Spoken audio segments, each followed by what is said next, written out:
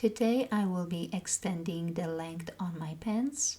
This hem is wide and it means the extra fabric folded inside the hem. So first I start by measuring the outseam of these pants and the inseam so I can compare later on when I'm finished.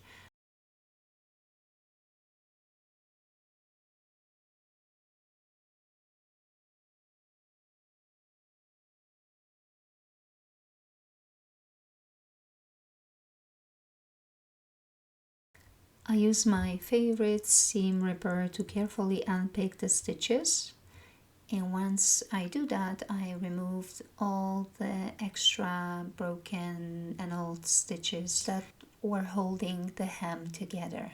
So make sure the area is nice and clean and ready for new hem.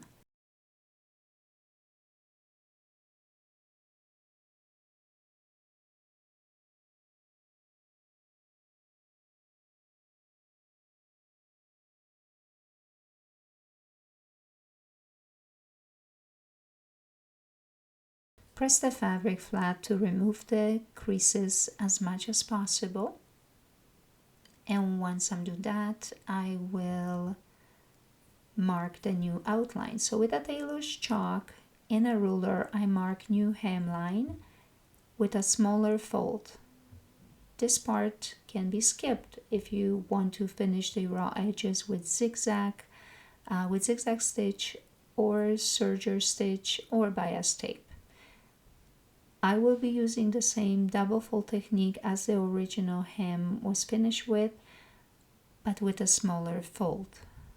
To make the sewing process easier for you, you can double fold the hem and pin it with straight pins for easy sewing, or you can base stitch it to hold the fabrics together while you're sewing on the sewing machine. Whatever is easier for you, there are options. I will skip that process and I will fold it as I sew because it's easier for me. I set the stitch length to 3.8, something similar to what the original hem was like. And that's it, I'm finished. All I have to do now is to press the new hem flat. And let me just double check how much I was able to extend, how much length I was able to get.